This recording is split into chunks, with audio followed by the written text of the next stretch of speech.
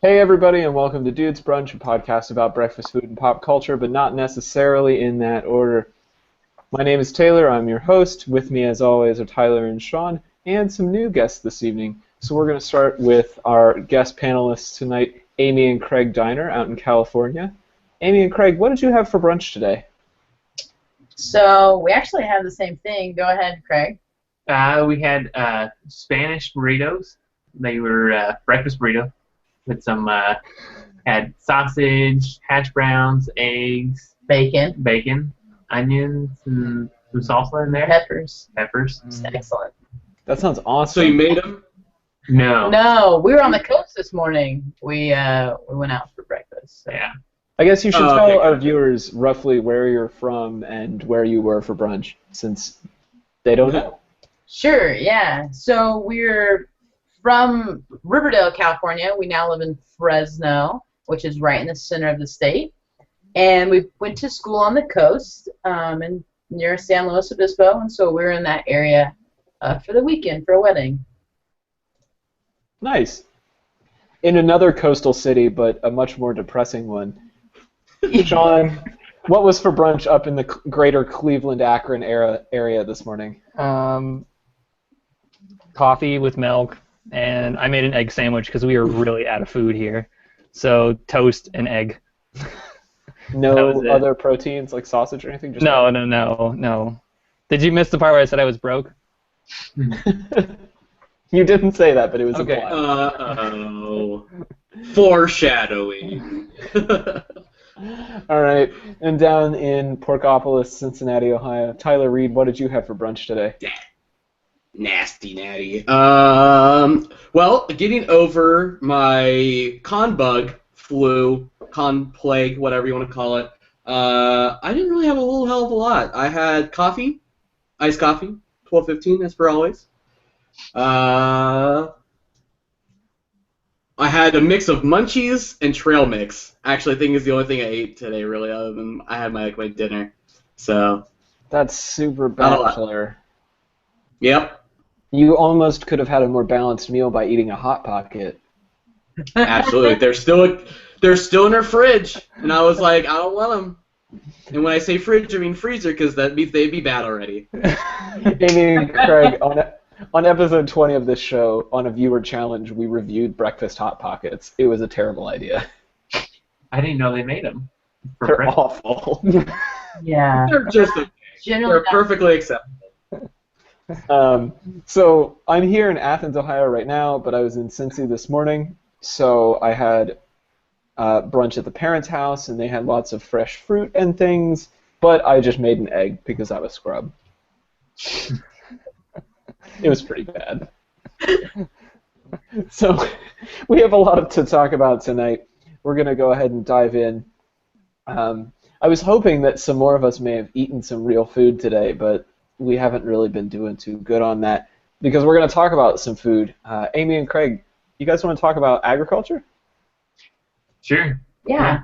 So I'll start it off. My major in college actually was agriculture communications. There's this real disconnect now between people and their food. So back 100 years ago and so forth, everyone used to grow their own food, right? Or maybe you were another tradesman and a farmer lived next to you. It was all around you, and you would trade off. But now you go to the grocery store or McDonald's or Chipotle or wherever you're going to eat, and it's just right there. Yeah. So there's been this, I know I'm plugging you.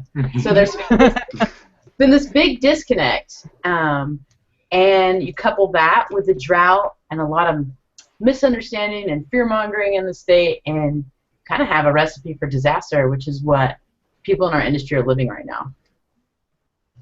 So what sort of capture it? Yeah, that's Go ahead, Craig. sums up the life of a farmer in California. So when you say disaster, do you mean in terms of like people just don't appreciate what you do? A combination of a political, environmental, and it's all-encompassing disaster potential of making. Yeah, so the revenue loss, one thing, and people think, oh, let's just all those rich farmers sitting up in their nice houses losing money, but you have to think there's a lot of like low-wage workers that, because 500,000 acres is going to lay fallow because there's simply not enough water. You know, those are jobs that have to go away, and these are people on really, really low income, really tight budget. We went to a school in a really impoverished area, actually high school, middle school, everything, and we felt the effects right there along with people that had to have free breakfasts and lunches at school just because they weren't sure like they're gonna get that third meal at home. So it's pretty serious. People don't realize that, but and then so you have the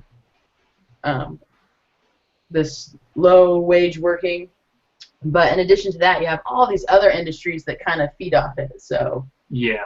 you know, irrigation systems to technology, just all kinds Food of processors and transportation, Huge. delivery, chemical companies, and all that stuff. right. When you look at California and you look at the total economy, ag's kind of reported as being not a very small percentage, but that's just the farm gate value that they report. They don't report any of all the ancillary industries associated with the total industry as a whole. Right. Yeah, I guess that's something I'd never thought of, because you think about, like, yeah, the farmers are definitely suffering with the drought, but there's a ton of support systems that goes into farming. And so what do those get set under if they're not under the agriculture? On, like, if you were making a balance sheet of the state of California, what would you call those? A lot of different things. You have the irrigation companies, which would go under probably technology and consumer, I guess. Yeah. Wholesale. Or even like repair shops, Yeah. right? You mean they have hundreds of repair shops out where we live just because the tractor breaks down, like it needs to be fixed 5 minutes ago. There's no like, well, Mr. Johnson, pick it up on Tuesday. So yeah. You got the dealerships. Even you know, regular. You got your tractor dealerships, but you also have vehicle dealerships. You know, the amount of pickups that people that are selling to farmers and all that stuff. Right. Dirt roads make for good pickup sales. They go through them pretty fast. So. No, it really sounds like it's like a systemic thing. Like you even see it going further. Like the people that even like the leases, the companies that hold leases on those trucks, like small credit unions and stuff like that, find themselves in hard times because they're foreclosing on, you know, just regular things, homes, you know, things that people need to even live. So there seems to be this. Is there a ripple effect that you're seeing kind of working its way down through the town? Oh yeah, small. Even more than it was before. Like the drought has really pushed it that way. Yeah, Yeah. small communities are having to, you know, they've shut down schools just because they simply can't afford to keep them going in some really rural areas out here. Towns with funding, I mean, they're really, really, really small, right? So you like would blink and miss them, but you know, for some people, they live there. That's their whole life. Right. There's not. I mean, in some of these cities, there's not even water for people to drink. Forget about crops. There's not even water for people to take a shower. Right. But it's kind of interesting how the water system in California, everything in California is complicated, more complicated than it needs to be. But basically, they've created a system in California with the water where they're able to transport water from Mount Shasta in Northern California all the way down to San Diego. It's over 700 miles, which is pretty crazy. But along that way, there's different environmental issues, and it's kind of restricted that flow of moving some water, and has compounded the drought issue to a lot of farmers and communities. So it's a two-edged sword. You have the lack of rainfall, and then you have the lack of there's all these infrastructure that's been built to transport water, and it's not being utilized to its fullest ability because of certain environmental aspects that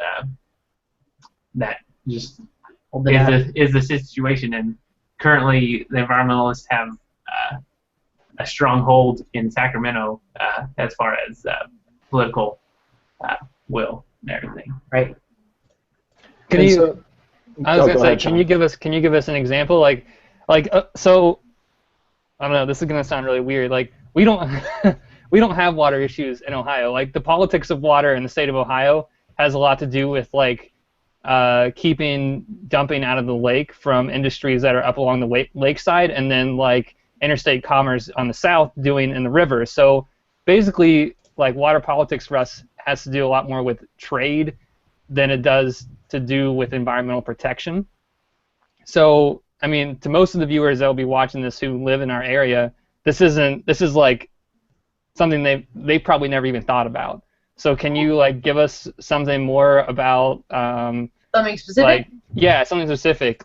Well, I'm going to echo that because I'm like, I understand what you guys are saying, and it sounds awful, but I need the context. I need a little bit more. The San Francisco Bay, it feeds back into what is called the Sacramento Delta, and most of the water from Northern California flows into the Delta and then out into the San Francisco Bay. But this the Central California Water Project, they created pumping stations in the Delta to move some of that water down. It can go all the way down to LA and to San Diego and farmers along the way in the valley. And so they've run into, there's environmental issues that have happened because broadly it's ESA, the Endangered Species Act. Yeah, that's where a majority of the issue is for non-native species actually that have been brought in, and their counts being pretty low, and so it's an endangered kind of situation where they want the populations to be at a certain number, and if they're not, they will completely restrict flows.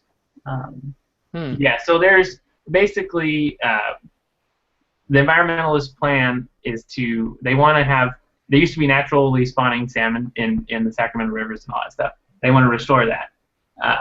And so they're looking to the farmers as saying, you're using too much water, we need to reduce your amount of water so that we can have more water for the salmon.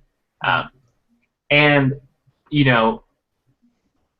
some would argue that the farmers aren't really environmentalists, but like true farmers, they want to leave the land better than they found it. And farmers are really into, we want to find a solution for the Delta. We don't want to just wipe out the thing.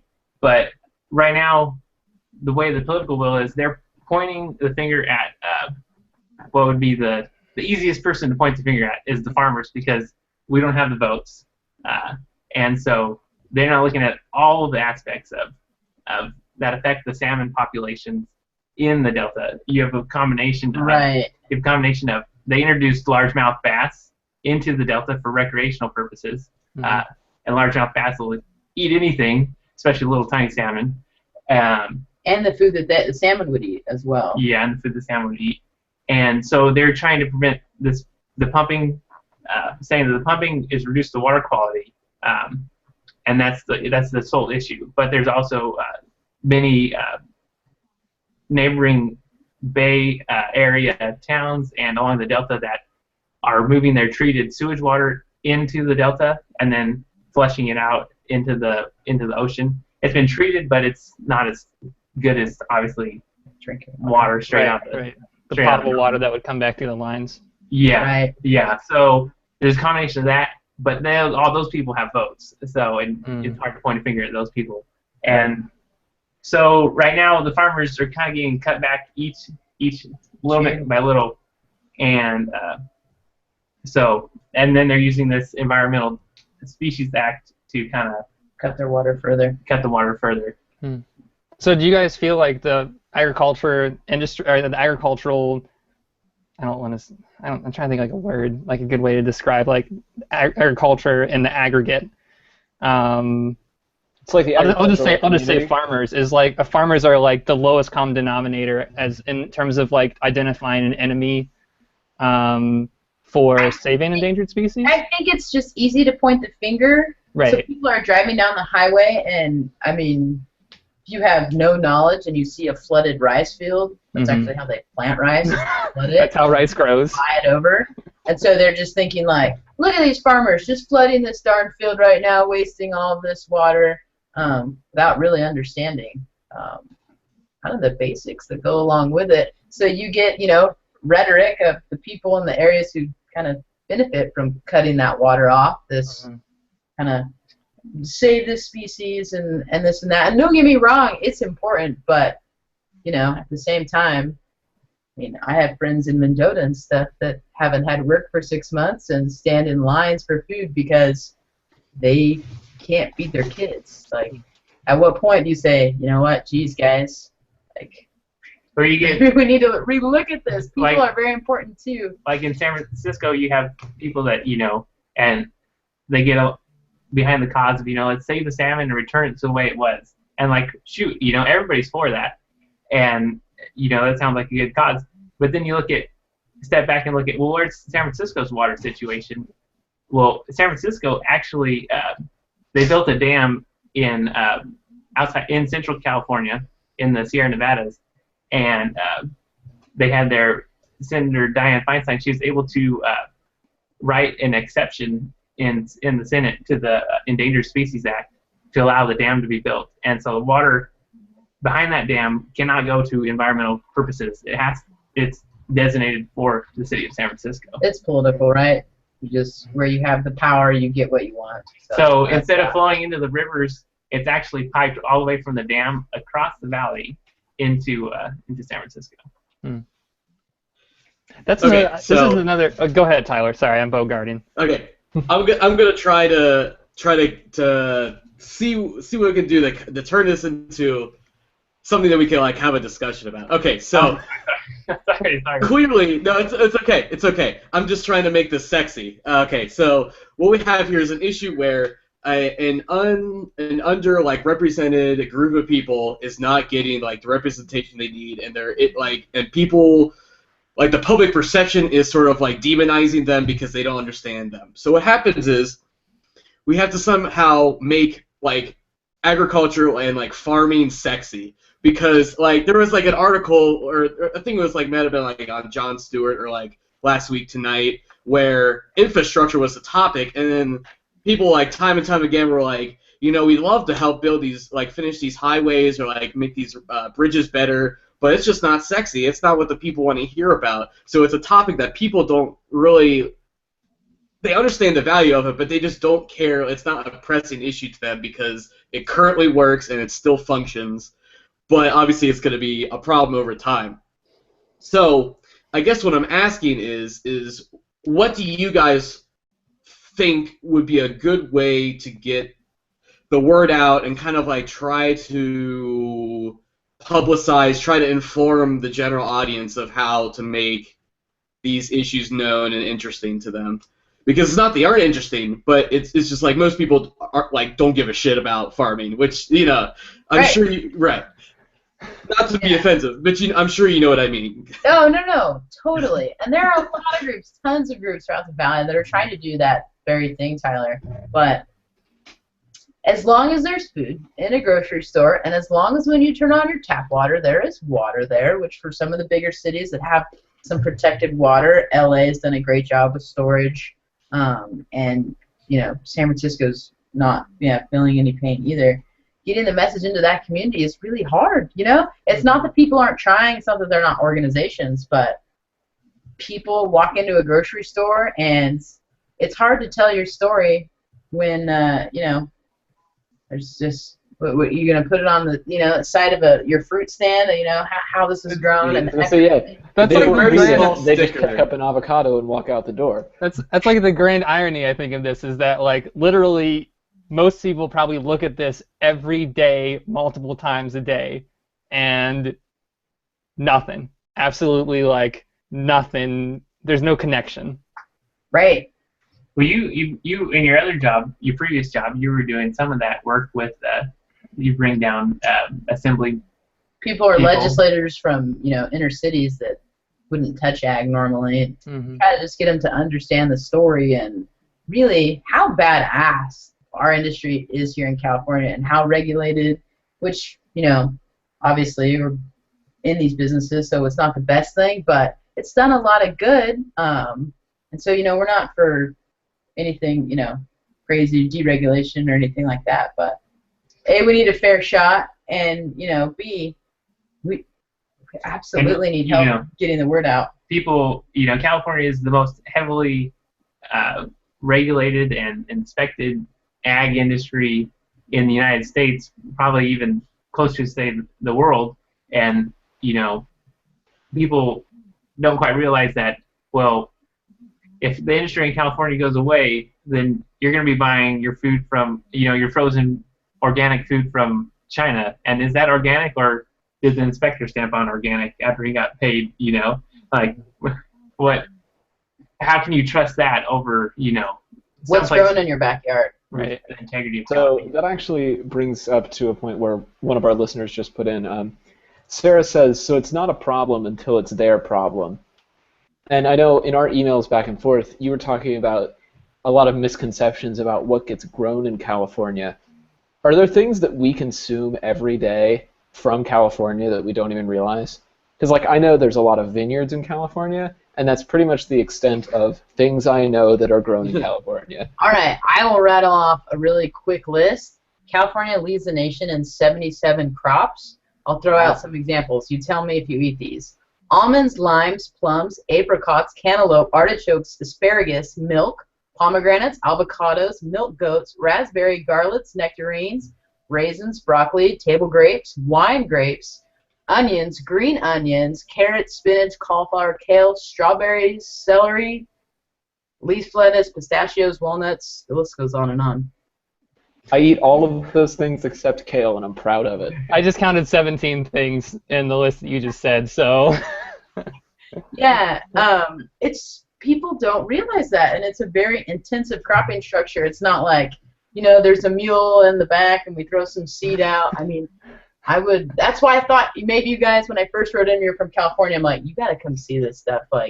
It's unbelievable. People think farmers are these people with overalls on and don't know much.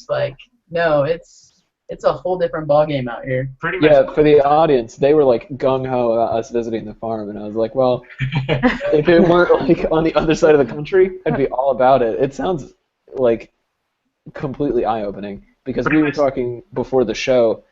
In Ohio, in the Midwest, we really only grow soybeans and corn, which not only is it not sexy, but when you look at it, it all looks the same. So. And John Kasich. We grew a John Kasich. Hey, what up? And thankfully, the our John Trump Boehner crop is 0 right now. That's funny. I have one more question for you guys before. Maybe I should ask this after the show, but because I studied public policy a lot and I like to research it. Do you guys know is there a heavy, the companies that ship water, that truck water, do they have any in with the legislature in California as well? Are their interests being ceded? Like truck water, what? Like truck water into some of these cities? Yeah, or that take water from Northern California down to the farms. Do they have a business incentive to have legislature that would protect the environment to get them more business? Does that make sense? Because that makes sense, but the same type of thought process that kind of you're talking about in regards to, these people that are pushing this, kind of agenda that's making the drought worse. Right. They're the same people pushing higher wages. We have CARB, which is Air Resource Board. So these people with those big trucks trucking in water have to have diesel particulate filters. So no, it's an up. And they're big into the environmental ELI justice. Oh yeah. So the disadvantaged communities, they're the ones that learn out of water first, and they really, are trying to support them as well. Yeah, it's too little of an industry to make any dent. So they're not uncommon bedfellows or something like that. It literally just is a little tiny. No, big donors in the big cities on the coast. Okay. That's where people get under the blankets, if you want to. Sean's over here taking notes. It's okay. We can say things like that. We're explicit. That's right. You have the sticker. So a quick closing thought here from Catherine. Catherine says she grew up in a 4-H area and, quote, you better believe ag class was serious, often science, business, and biology rolled into one. Do you have any closing thoughts? The two of you, I know you said you were in ag communications and grew up in an ag world. On the importance of ag education, or if somebody listening to this, had the opportunity, why should they spend some time studying ag? Agriculture. Well, there are times in your life when you need a doctor. This is a great quote. Times in your life when you need a doctor. Times in your life where you might need to go to the dentist because you have tooth pain. But 3 times a day, every day, you're going to need a farmer to put that food on your plate. Are you not? And so, yeah, there's just got to be a little bit more respect about where that comes from. I think in teaching ag in the classroom, having great programs like FFA and 4-H, yeah, definitely help to do that. Kind of on a little bit more of a cynical note, if you look at Europe, they really value their farmers, and they cherish them because their long history. Europeans have starved over the course of their history. They know the value of that, and America, that's never been an issue, and it's always been there. Yeah. Did we answer that? Did we dodge it? Yeah. No, I think you answered that very succinctly. That's. Well, I think it's gonna be really hard to did, follow. When did America stop being an agrarian society? Like, it wasn't less than 50 years ago or something that we really became like a world power. That was, like, we always had industry, but for the most part, most of the inlands were. But also, to be fair, Europe is divided up into several countries that are typically about the same size or smaller than a state, and have been existed as a nation for much longer than we have, so they've had more time to work with these systems. But yeah, you're right. We do need to get on it. Honestly, it's a problem of infrastructure more than anything. Yeah. In regards to the global or like the nationwide problems that we're having. Right. You know what? Just simple awareness, would definitely help with change. Yeah. And so that's the biggest thing. When people are aware, hey, this is where my food comes from. Hey, food's pretty important to me. Hey, here's this piece of legislation where we can create more dams and save more water, so when drought hits, we can save. What a concept. So that's the start, and it's not to say people haven't tried, but it's been a tough go. Mm-hmm. You need to get the Tumblr crowd. That's who you need to convince. It's true. Those are the people that'll vote for you. When they come of age, because right now they're all 14. Start young. All right. They're at least 16, okay? So kind of coming off this idea of living without really knowing where our life comes from, Sean, you wanted to talk about hotels? I did. Oh, Tyler did? Wow. I want to talk about hotels. I'm sorry. I'm out of sorts tonight. Tyler. It's okay. Let's talk about hotels, because All I think they kind of fall into a similar vein here. And now for something completely different. All right, so... I was just saying how similar they were. Come on, man. All right, so I provide you guys with a video from PBS Idea Channel, which is a great YouTube series. They do great work that talked about hotels, and it might have been a little masturbatory because it was really just kind of talking about like what hotels are and like it was just kind of like discussing the idea of them. And so what I thought was interesting was that like we go to a hotel, we're at a convention, we're going out somewhere, we're going to maybe like to a concert that's far away, and and we stay there. But these mysterious people just kind of swoop in. They clean everything up, and then just disappear. And then the internet costs money. It's 2015. How are you supposed to feel like you're at home?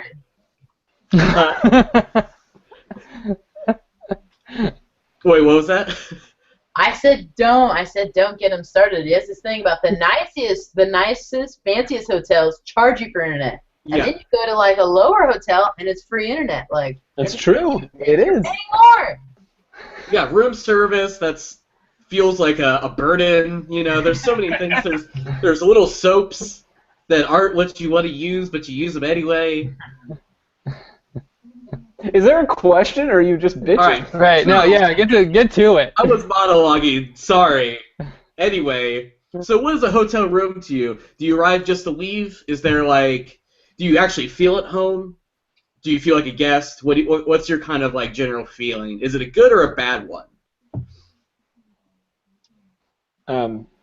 I read this thing from Moby a long time ago, and obviously he's a touring musician. He spends a lot of time in hotels. And he wrote an album kind of around the theme, and he was saying hotels are fascinating because we spend some of the most memorable parts of our lives in hotel rooms, and then when we leave, it's like we were never there. So families go on vacation and they stay in a hotel. Couples, have fights and get divorced in hotels. People cheat on their spouses in hotels. Like, there are these huge life-changing moments, but then it's as if they never happened. And so anytime I go into a hotel room, the first few minutes and the last few minutes feel like this weird empty space. But then in the middle, it's this strange like limbo world. It's not really home, but it's not really anywhere else. I don't know. It feels like a limbo to me. Yeah. I think I spend probably the first 5 minutes every time I go into a hotel room thinking about what the people that were in here just before me were doing. And trying to like sanitize it in my mind as like they just slept. That's really the only thing I do every time. Oh, and I think the first thing I do is I like heavily sit on the bed to see if the mattress is springy. That's about it. Because that's where you're gonna sleep, so you should know, Well, what are you gonna do if it's not? What if it's not? What's the... Oh, I don't know. You ask for a new room. It's mostly just like a check. It's not really like gonna call at the desk and you're like, what the hell? Springier. Or comp in the minibar. One of the two. New mattress, comp minibar. I travel a lot for work, and I feel like I touch the least amount of stuff as possible. I use the least amount of stuff possible. I'm in there. I bring my PlayStation. I just focus on that, like the bed, and then I'm out. I don't give any second thoughts to like, oh, I'm here and now I'm not. Like, I'm ready to get out of this place and get home. This place is nasty. Right? They don't clean it very good. You think they can get to every nook and cranny? Like, I found stuff under the bed before, and like, I'm not interested. Why are you looking under the bed? What were you doing down there? Dropped a sock under there. I found All right. underwear. Socks in I there, found okay. prophylactic materials. Yeah, I'm totally grossed out by hotels. Craig? I'd say I'm kind of the opposite. I don't know. It's kind of like a little bit of a escape, I guess. It's like you don't have to worry about making your bed or picking up, As long as it's got, Craig's a trasher. Craig goes in the room, takes a lamp, throws it against the wall. That's the first thing he does. Yeah. He's just like, fuck this. As long as it's got free internet and complimentary breakfast. He's good. There you go. Spoiler alert, none of them do. 2050 people, wake up. I think you get one or the other. It's either free internet or free breakfast. Ooh, tough call. No, I a seriously think continental that's the rule. breakfast.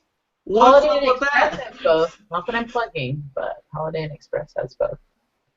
I've never stayed in one of those. That's the only hotel I've been to that had a that had like a walk-in shower.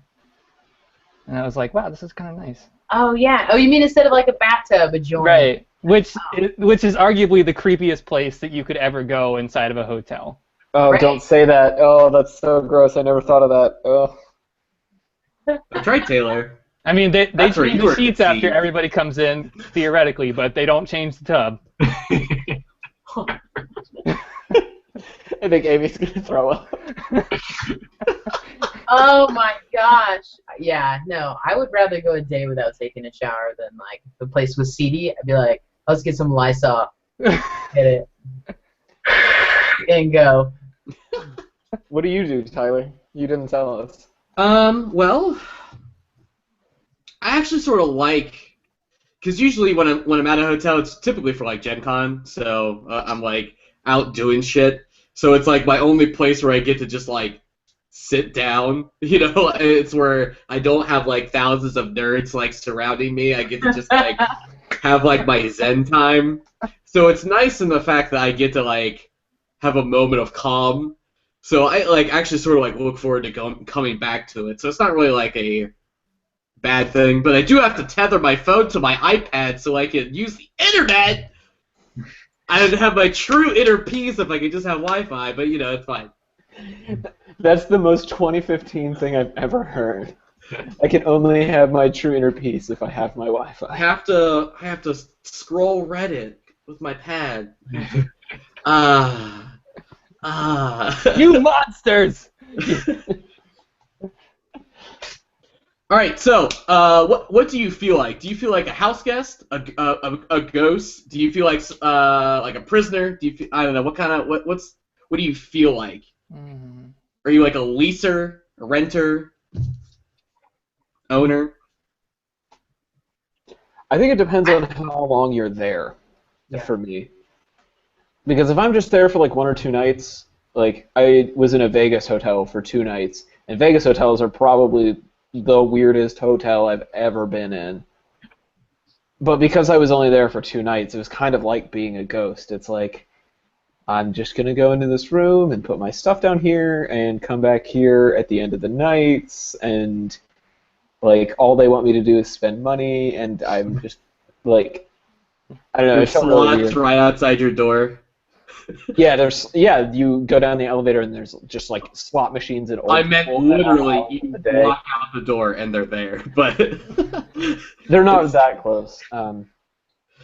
But I've gone on like longer vacations to places that aren't Vegas, and you start to feel at home in the room, and that's when you know it's time to actually go home. Otherwise, you turn into like Hunter S. Thompson and start doing crazy shit with your life. Hmm. I think I would put myself in the naturalist role when I go in the hotel room, because like I said, I already try and go in there and imagine, like sanitize it with my mind, that like nothing bad happened, but then after that I go into investigation mode to like see what is around in my environment that I'm going to live in for the next, hopefully not long. So yeah, I think that's my approach to hotels. I totally go into investigative mode. I'll like pick things up like, how good can they really clean this each time? Like, really think about that. But I feel like I'm staying at someone else's house. Like, they don't really care if I'm kind of sloppy, like, you know. I was But, going to say, you not put your feet up on the furniture, do you like? yeah, no, I mean, you know, maybe they're like relaxed, you know, like a friend that I might be staying at. But I'm like, I'm not gonna really put my clothes in the drawers or like do anything too much to like make myself comfortable. Yeah. Right. Once you put the clothes in the drawers, then you know you're there forever. That's Right, when your no. soul is sealed inside the coffin. Yeah, there'll be a wrong turn in my life if I'm putting clothes inside a drawer in a hotel. Out the bag, no matter what. Something went wrong. But you also travel a lot, so to be fair, you probably are like, I know what I need to do. Yeah. Got it down. Right. I don't think I've ever put any clothes in those drawers. There's no point. But yeah, I'm spewing out of the suitcase rather than in the drawer. Right. Got it. Wrinkly, don't care. If I wanted to look nice, I wouldn't be in a hotel. You know, the only times I've ever taken clothes out of the suitcase and into the drawer was when we were kids, and my brother and I would like share a suitcase on a trip. Mm. Well, you and your brother also have a slightly antagonistic relationship, I think, so. Well, thanks for saying that on air. Okay. Let's read some tweets, though, because Catherine has some interesting insights on hotels. She says, having stayed at the Greenbrier in West Virginia and the Disney World resorts are the best hotel experience. Do you guys have any resort experience? I stayed in a cabin that had no internet once. I've been on a cruise ship. It sounds like you Does didn't that like that count? at all. I think cruise ship counts as a resort. It's just a resort at sea. Boats. Yeah. Give it that. We did the resort thing in Mexico, and I kind of have to agree. Resorts in Mexico, the right way to do it. Don't stay in cheap Mexican hotels, because resorts are like the rate of a normal hotel in Mexico, and all the drinks are free. Don't die. That's funny. Did we She stay at also says, big fan of the continental breakfast, and check your hotel for bed bugs. Oh, don't tell me Don't do that. that. You don't want to know Pro that. tip. It's always just like, cross my fingers, like, let's just hope. If I come home with them, oh well, I know what happens. So you're like the Evel Knievel of hotel room people. You just like, you get on your heavy bike and you just full throttle in there. Oh my. Yeah. I mean, also to be fair, when I go to Gen Con, I also don't like pay for it, and I'm not like in charge of the room, so like I'm purely just there. So it's like I have no control over anything. I have no like responsibility, so it's probably part of my reason for being so. I don't. But okay, so last question. I'm gonna throw the last one out, and I'm gonna give you a new one. Have you ever gotten like food service, like room service, like food or breakfast, dinner, whatever? Have you ever paid for any TV, porn, movies? Have you, you don't have to say explicitly what you paid for if it was porn. It's fine. Or like, have you actually paid for internet? That's what I want to know. What services have you used at a hotel? Obviously, when they had the Nintendo 64s hooked up to them, I loved Pokemon Snap. So When was that? I forgot about that. Oh, where were you, man? Not at Just a hotel. there. You're just there. No responsibility. Yeah, they had Pokemon Snap. How long ago was this?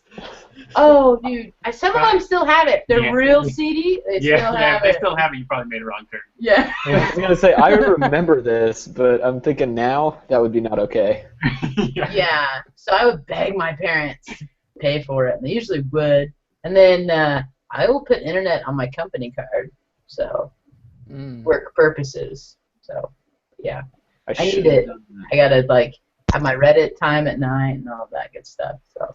Can you write it off on your taxes if you buy it with your own? If it's a business expense? Oh, I have a like credit card with a business, so I just Right. write. Oh, I'm gonna do that next time. I'm gonna write it off on my taxes. There you go. Sean's like taking notes. He's like, oh yes. I have never paid for services in a hotel.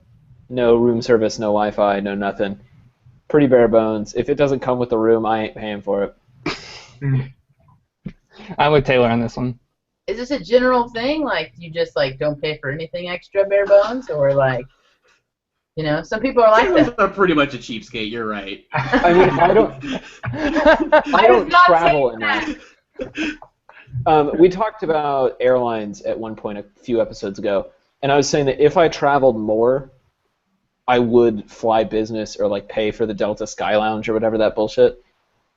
But I don't travel enough to feel like it's worth it. Like a layover or sitting in coach or having kind of a shitty hotel room, it doesn't bother me because I only travel like 2 or 3 times a year. Yeah. I feel like when we go to hotel rooms, we're visiting someplace, so we usually eat out a lot more, so having room service doesn't really that much of a thing, and, you know, I don't know if paying for things on the television is that, like, I don't know, I feel like it's a lot more accessible than it used to be when that was a big thing. Right. Or that you would need to go to a hotel to watch that. Right.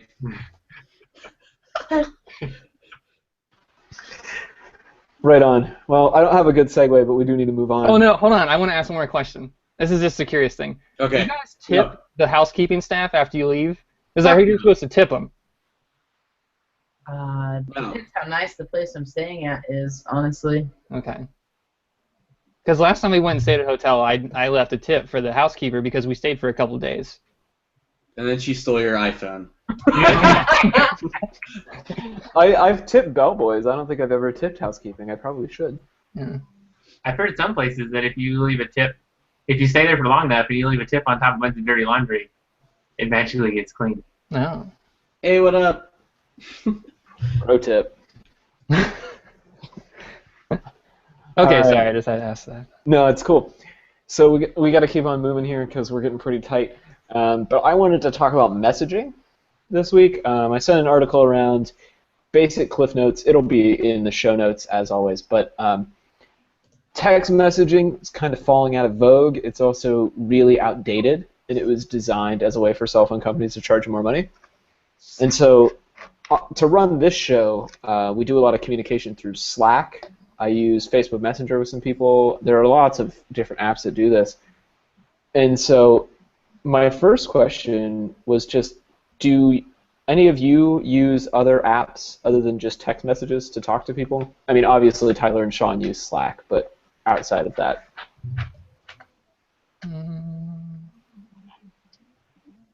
Does it have to? Do you mean like push notification stuff?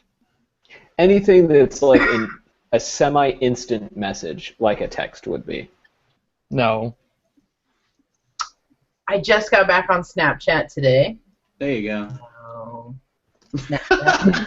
I didn't really get the whole thing, and then all my friends at this wedding we're at are showing me all this stuff. I'm like, oh, I got like a case of the FOMO, and so I so that and GroupMe. We have a gaming clan that we like talk to pretty closely on there. So I'm trying to get these guys into Snapchat, and they just won't do it. Nope. I'm using Snapchat. I got it right now. Okay, you haven't sent me anything, so I wouldn't know. All right, I'm gonna do it right now. Good. Sean, you don't use anything other than texting and Slack for the show? Nope. Oh, well, crap. Does I sent you iMessage stuff on count? I Facebook. use iMessage. Yeah, I don't send stuff on iMessage is Facebook basically because texting. I don't let anything push notify me to my phone. So You said you had the crazy experience with, or coincidence, I guess, with Facebook Messenger or whatever. yeah, does everyone have Messenger on their phone? Absolutely. no. Yes. It trips me out. All right, so I had Messenger open. I had done no searches on this phone or computer. I was telling my sister, you know what? I really need a pair of work boots, like Person to face face to face. Yeah, I really need a pair of There work you go, boots. Taylor. The next time I log into Facebook on a computer, there's an ad for the work boots that I was talking about, and I was like, all right, conspiracy theory me was like, shut it down, shut that shit down, I'm done. That was creepy. It's okay if you Google it, if you type it into anything, it's going to show up anyway. If you type into Amazon specifically. No, that's just it. Like, this was like a spur of the moment, right off the top of the cranium. I had not, because like, I get it if I would have looked at it on anything across the browser. Yeah, no. But you're right. What kind of work boots were they? Ariats. Oh, yeah. They definitely have the budget to find you anywhere they want to find you. They're one of my competitors at work, and they just pour money into online ads. So they're totally stalking you. Yeah, well, it was Confirmed. creepy. Yeah, confirmed. Tyler, I know you're like the outlier on this. You hardly ever use text messaging and only use Facebook Messenger. You literally get mad at me when I text you. No, I hate text messages so much.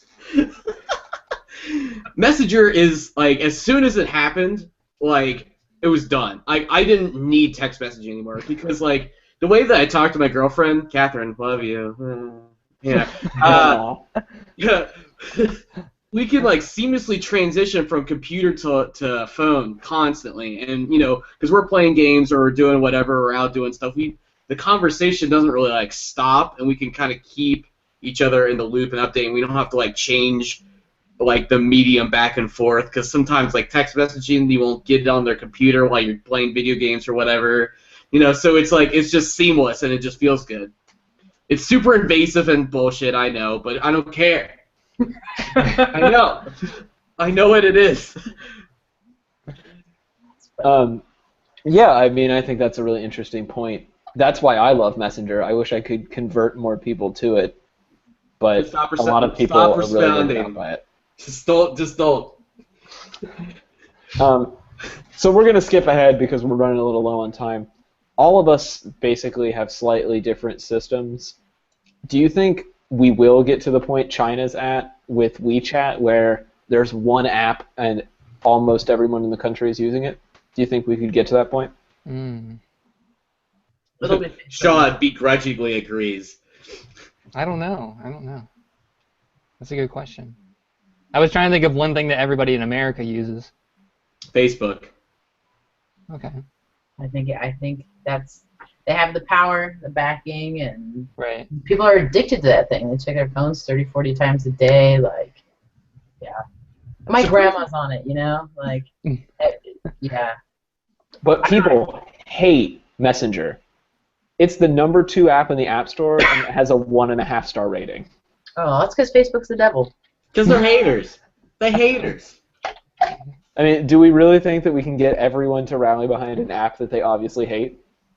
Yes. Every business has PCs. Everyone hates Comcast, but here I have it. Right, exactly. Who are you going to go to? Time Warner? Oh, that's right. It's almost the same, except it has a different name on it. Yeah. Cincinnati Bell. What's It's that? okay. Reaching all the way out to California. It's okay, Sean. You can't buy a Comcast where you can buy a Time Warner. It's not a monopoly. You just can't buy it in the same place. Yeah, Yeah. it's just making the market less money, more. I mean, market. That's it. That's crazy. Yeah, I mean, I didn't want this to turn into a huge downer, but I think that's kind of the point where we have to end on is if there's one system that's going to rule them all, right now it really does look like it's going to be Facebook. You seen this thing on there now? You can like send money to your friends. I just like saw that on Messenger the other day. I'm like, when did that come up? Yeah, and they're working on adding a piece to where you can message a company and their customer service reps will message you within Messenger. Fantastic. That is kind of cool. See, when you start adding cool stuff, you don't have a choice. You're like, I could wait on the phone for 12 hours or just, message. Less robots, please. Yeah, exactly. I think it might get kind of fatty though, like where like one will rise and then one will fall, and then before one really kind of starts to Takes dominate. Right. I don't know why we need to add money transactions in Messenger. That was a little weird, but Well, they want to close out Venmo and PayPal and all those apps. Oh, well, okay. The Illuminati. Yeah. Right. I mean, you could send me your payments for the podcast hosting on Snapchat if you want. I'll take your money however I can get it, Tyler. That's right. It's okay. They're already trying to control the internet. It's fine. Internet.org. Let's go. Yeah, and that's a whole other topic for a whole other day. I'm interested, viewers, tweet or text or whatever, in how you generally talk to people. I'm kind of interested to see how others feel. We may do a follow-up on this once we get some more data. Maybe we'll do a poll or something. But with that, we have one more topic to get to, and I don't want to jilt Sean. Say So, the worst for last. what do you have for us, Sean? Oh, No, this is so depressing. Come on. We were in such a good role, and now I figured I wouldn't be last, but here we are. So this week, I was going to work, and I turned on NPR. I don't know, because that's the only thing that I listen to in my car. And You filthy liberal. That's me. I like it. And there was a thing on there from Here Now, and it was an article, I guess like an audio article about student debt becomes a campaign issue, which it didn't. I watched all 2 hours, and they didn't talk about it at all. Surprise. But basically, I guess the reason I chose it was because I really related to these two people that were on there. The girl, I forget her name. She studied international affairs and public relations or something, and political science. That's what it was. A topic that hits close to home because that's what I have my master's and undergraduate in. And the other guy was a law student, which is another thing that most of the people that I know went on and did. And they both work jobs. I mean, she was getting paid she worked 3 part-time jobs, which is awful. And she was making $30,000 a year, which, I mean, that's all right. It's more than I make. And he was working as a lawyer for some place that was offering him $10 an hour or something. I don't know if you guys listened to it or not. Yeah. But it sounded like everybody was pretty miserable, and how I related to him was I've definitely been looking for jobs as long as he has. And it is absolutely awful, the stuff that, you're offered. It's just awful. So I guess I wanted to just start, and I don't know if you guys, what ages you guys are, if you're close to us, in terms of if you guys would be millennials. Okay, yeah, it sounds like it. Everyone's a millennial, Sean. Okay. So and I guess the first Do you question. believe you're a millennial? If so, congratulations, you're a millennial. Some of the comments under the article online, there seems to be this misconception of millennials as the entitled generation. And I guess as millennials, do you guys see yourselves as the entitled generation?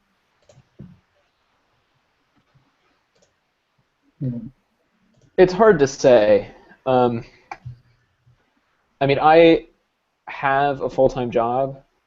Yeah, actually, Taylor doesn't get to answer this because I think I do, though. I think I do. Because I have a full-time job, but it is kind of one of those, it's a job that's just kind of there to be there type of jobs. And a lot of us growing up were told, like, you can do anything you want and you can make a difference. And we all got, like, participation trophies in soccer and all that jazz. And so, like, it's really hard to, like, not be entitled. Like, I find myself all the time having to be like, yeah, this isn't the most glamorous job in the world, but I have a job. Mm-hmm. And that is definitely, like, a version of entitlement that's kind of hard to think about in the moment of, like, getting up and going to work at a job that you're not super fond of, or getting up and going to work at a minimum wage job, or you feel like you've worked hard for 18, 20 years of school, and you feel like you should deserve something for that, I guess. Yeah. I think there's the previous generations think that our generation's entitled or whatever. And I think it's kind of just a little bit of misinterpretation, like, of our priorities. Like, you look at some of the previous generations, and a lot of the people they're grinders. Like, they're gonna put in, their whole life into their job and maybe sacrifice some of the things with their family, some aspects of things. And, like, the millennials, we just have different priorities, and I feel that that's kind of a misinterpretation of previous generations not understanding some of the millennials. My thought on this piece about entitlement is, I agree with what Craig said, but my grandfather, his parents came to this country from the Azores, Portugal, and he was a milk truck driver, and, in his early 20s, he bought a house, and, like, it was paid off by the time he was in his 30s, right? Like, it was possible. Yeah, he graduated high school, but that was it, So wouldn't you be a little pissed off? Like, he worked hard, don't get me wrong, my grandfather worked hard, but could you do that now? Mm-hmm. Could you drive a milk truck for 6 days a week, for 3 or 4 years and buy, a house? No. Mm-hmm. So the situations are so much different that, yeah, I think we have a right to be a little bit pissed off Mm-hmm. about, Yeah. Hey, you guys messed this whole shit up for us. Must have been nice. Unless I'm wrong, does anyone, is there an amen on that, or like I'm crazy? Amen. No, audio listeners, Tyler is just, like, over here making brain exploding gestures as he hears this story about Amy's grandfather. No. I asked my mom last night. I was like, when did you start paying your mortgage? What age? And she said she was 22. And I was like, what? Are you I don't serious? even know how to do that. I don't even know what that means. I was like, if I tried to apply for a credit card and got denied. Like, I've graduated college. How do I not know? Yeah, renting alone is hard in some cities on the income we have with the debt that we have. Starting a mortgage? I don't think I'll start a mortgage until I'm at least 40. No, I'm just based on the industry I'm in. Like, I work in advertising. All the good jobs are in Chicago and LA and San Francisco and New York. You can't own a home in those cities in your 20s and 30s. You just can't do it. Right. Oh, listen, it's like a hole in the wall. It's like literally you could, like, chisel in some stone and you can live in there. Have a cardboard flap. And pay $500 a month for it. Right. Plus deposit. yeah. And if God forbid you have an animal, get ready, because that is going to drive your budget through the roof. We're going to have 2 months down, and you're going to replace the carpet by yourself. By Every month. Sarah says, I also wonder which millennials they're talking about when they say we're entitled. Is it Ivy League grads? I'm confused. What millennials are these? It's a good point. Yep. I think that goes to another question. I want to ask, I don't know, I know where Taylor and Tyler went to college, but I don't know where you guys went. But in the article, she said that she went to a state school and that was her cheapest option. And the first question that came to mind was, are state schools really that cheap? Because I went to state schools and No. it wasn't that cheap. We both went to a state school, it's a cheaper option than any private school, obviously, like in our area. Right. For like tuition alone at Stanford's what, like 40, 60K, something ridiculous. Yeah, somewhere there. I don't know. Yeah, it's insane.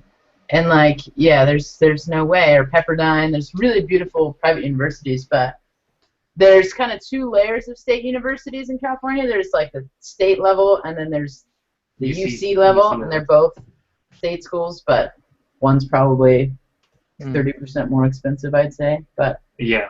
So the one we went to is very affordable.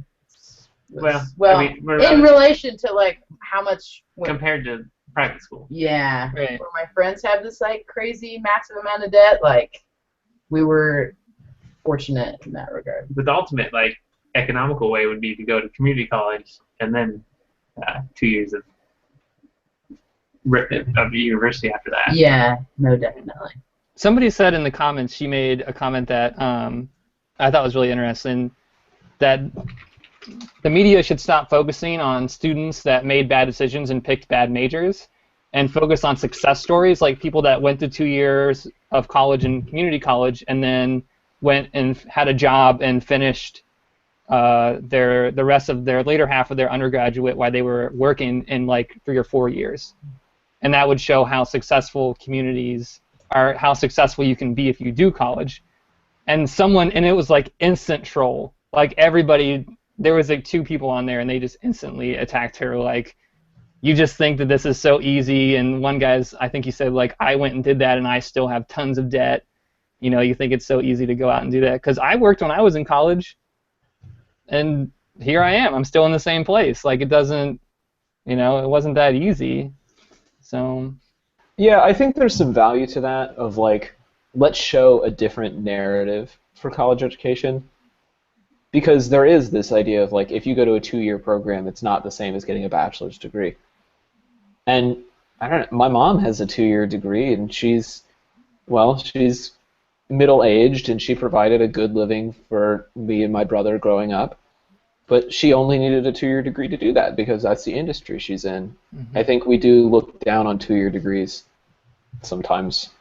And it's like, I have a little bit of an issue with, like, the idea that there's a wrong major, that even a school that's like provided to like help you get a job in like a particular field, but like it's not a profitable one, so you have to like basically either teach or, you know, work at McDonald's. And it's like, well, I know obviously colleges are for profit or whatever, but it's like it doesn't help like our like group of people that if you to even offer those courses if you know there's not even going to be like a job for it. But I mean, like, of course there's like free will and being able to choose, you know, what you want to learn about. But I mean, it's like, it's just like, I don't even know. I don't know. People agree on the fact that there are good majors and bad majors. Yeah.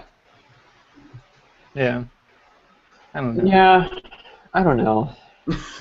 My brother went to school and he got his degree in dance, and he works 2 other jobs and dances. When he only gets paid when he performs, and the thing is though, like, I mean, granted he lives in Cincinnati, so he doesn't live in like New York or anything, but a lot of his colleagues, the people from his cohort, they live in Chicago and New York and stuff, and they're actually worse off than he is. Because, you know, like, they still have to pay down their debts too, and they only have 1 part-time job, and they dance less because there's so much more competition for people. Not saying that, like, Cincinnati isn't full of competition, but, like, part of me wonders if the reason that people think they're bad majors is because, let's go back to our little thing in Europe where we talked about how, like, you guys said, like, farmers in Europe are respected. And I think that partially the reason for that is because I think that agrarian society and to a large part, like, cultural industries are defined in European countries. You know, like, you can't just call anything, any wine, you know, champagne from France. Right. You can't just do it. You can't just say, like, this is it. You know, it has to be backed up by, you know, different laws and different things like that.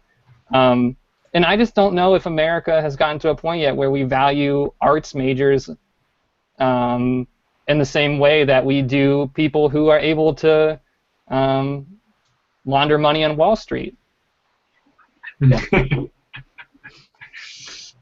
You Yeah, know, I mean, I think that's a really interesting point. And I don't want to slight the people online watching. Catherine wants to point out that apprenticeships and vocational and dirty job training are something really worth considering lately. We have done a really bad job of funding our vocational ed programs, at least in the state of Ohio. I don't know if it's like that in California.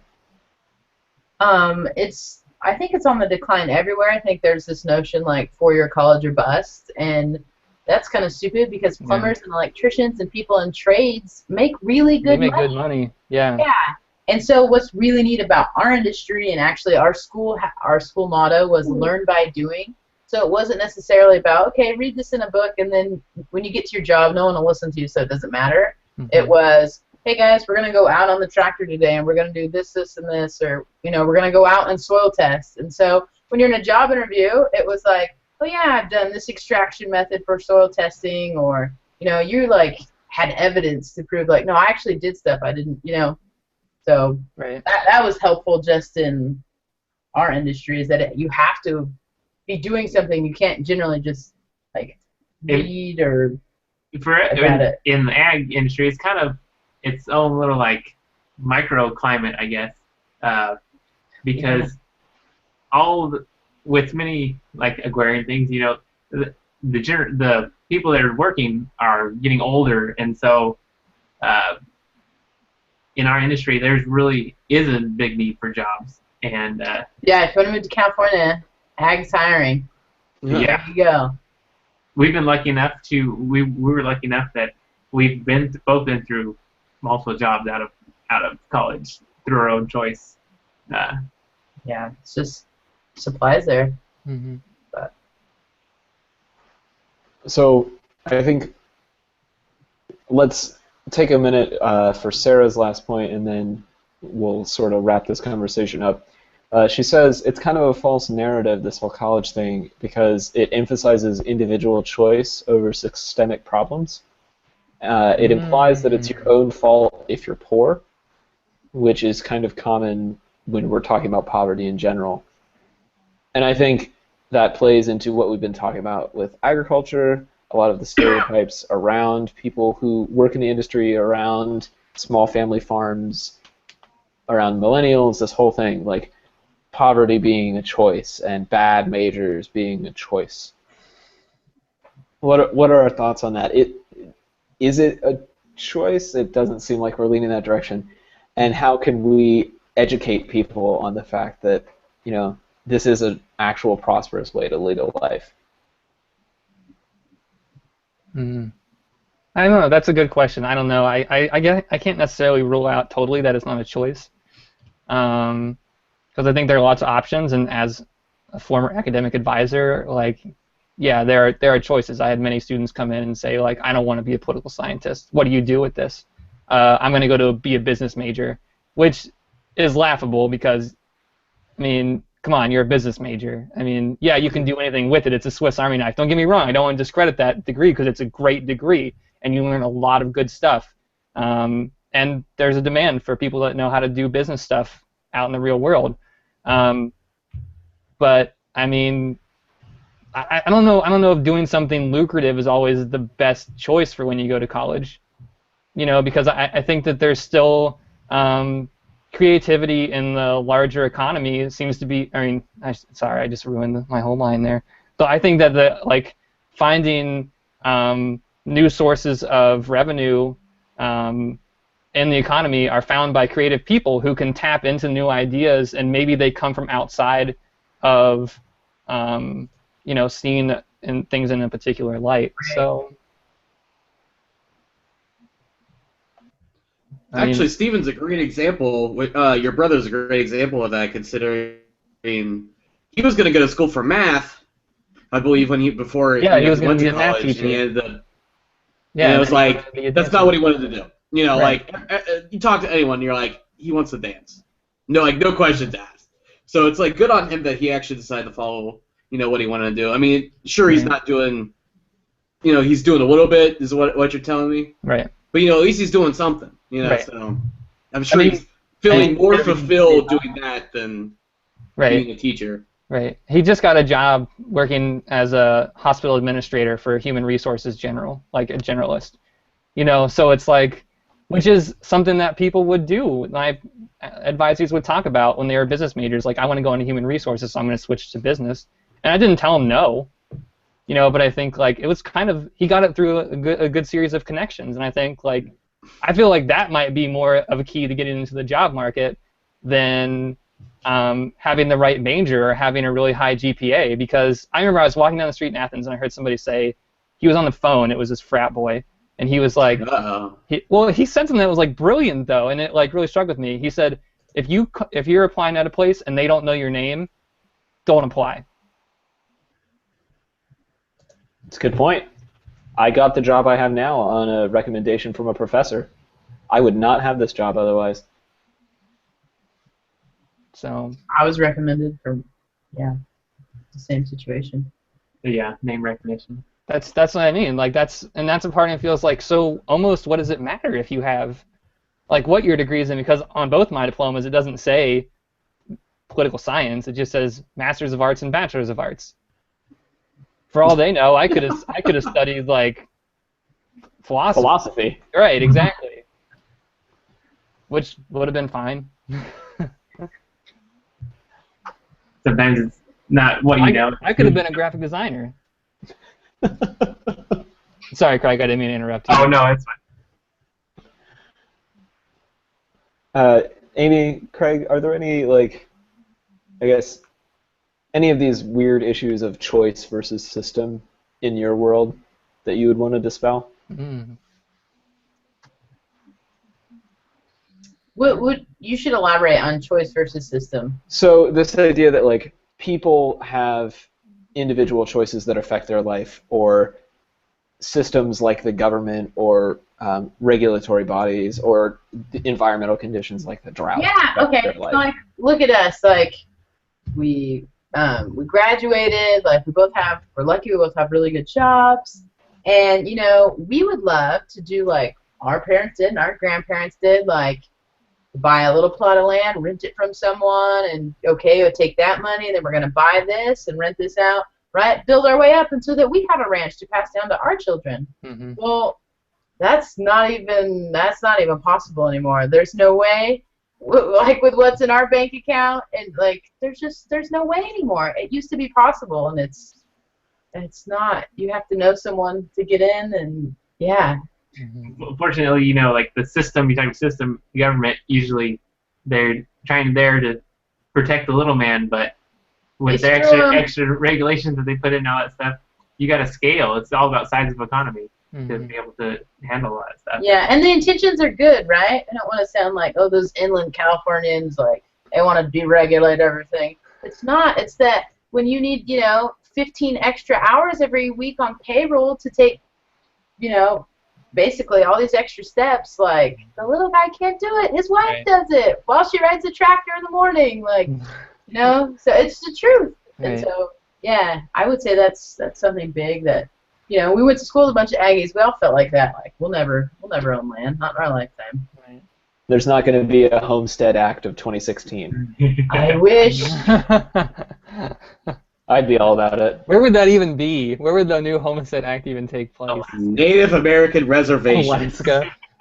I was going to say we just set off bombs at the bottom of the ocean and make the land come up. Yeah. This should be a festivity. Screw it, we're making our own land. We should ask Donald Trump this. He would have some good ideas. Not be great, but yeah, maybe Alaska. Not sure what you could do up there with that land, but Right next to the Alaskan pipeline. yeah. It'll be great. Just mow around it. Yeah. Yeah. Snow blow around it. Right. All right. Well, we're closing in on our time. I forgot to mention this to Amy and Craig before we started, so I'll let y'all go last. But this is the part of the show we call Shameless Plugs. Each of us gets a few minutes to just promote whatever we want to promote. And this week, I'm going to go ahead and start with Tyler. All right. What you got? All right, so nothing new this week. Working on a few different things. Like I said, got back from Gen Con, very busy, hustling. Had a little disease, so hustle's been a little on the down low. You can find me at tylerdreed.com. You can find me on Twitter at TDRDesign. You can hit me up. Tumblr, TDRDesign.tumblr.com. Shit, I need to write this out. Sean was See, right. that's why you have to write it out because you totally get Gotta it. write it out. Unless we do it so many times that we just have it memorized. You've done it 23 times. We'll have to see at 50 if I can get there. All right. Hire me, please. Bye-bye. All right, Sean, shameless plugs from you. Follow me on Twitter. You won't. Follow me on Meerkat. You probably won't. That's not nice, Sean. No, I have gotten If you 0 followers from this show. To be fair, you don't tweet very much. Yeah. If you tweeted more, they would come. Hey, Seth liked my sport ball tweet. It was a good tweet. Yeah, there you go. But See? you're incentivizing them to not follow you by saying that you won't follow. No, I will so follow you back. He's like that emo girl in middle school. He's just like, yeah, I don't really like you. And then all the boys think she's cute. You're the most emo girl at the prom, Sean. That's me in my beautiful purple dress and black hairband and tight necklace that goes around my neck. That's me. Happy birthday, Taylor. I'm coming down to Athens this week, so let's go get a drink. Hey, what up? That's about it from me. I don't work on anything that nice.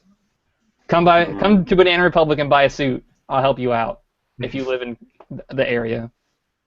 Yes, drive all the way to the Akron Banana Republic and buy a suit from Sean. See me at work. Come throw food at the animals. Yeah, humble LeBron. Oh, yeah, no, LeBron James, great times. Old tires, we have those here too. Hey, what up? 2 tourist attractions of Akron: LeBron James, old tires. The Great Tire Fire.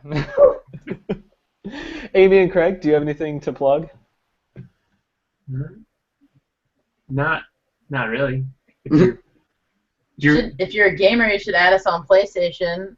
Hey, what up? My handle is Zero Girl Hero, and Craig's is Mine's a Dex Titan 00. big into Destiny. If you haven't played it, you're crazy. It takes up majority of our lives. The stuff that's fun is Rocket League. Rocket League is also amazing. Oh, speaking of Rocket League, I got my dad that for his birthday, but he's like, that looks dumb. I don't want it. Take it back. And I was like, no, it's so good. It's fun. I know. Yeah. Like that. Hope you don't know that, but yeah, I would say. Yeah, send me your handles via email, and I'll put them in the notes for the show so people can add you. Sweet. Nice. All right, and finally, shameless plugs for me and the show. You can follow me on Twitter if you want. My Twitter's on the screen, at TC Olmsted. That's also the name of my website, which I revamped this week. I need some feedback on it, so people should check that out.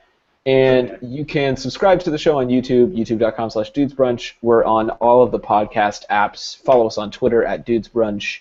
Buy a Dudes Brunch shirt. They're on our website, dudesbrunch.wordpress.com. Yep. And we have stickers, too, if you're into that sort of thing. Mm. And that's it. Thanks, everybody, for hanging out. Thanks, Amy and Craig, for coming on. Yeah, thanks, guys. Thank you, guys. Yeah, it was fun. Right on. Well, everybody have an awesome week, and we'll be back next week with more brunch. See ya. Bye-bye.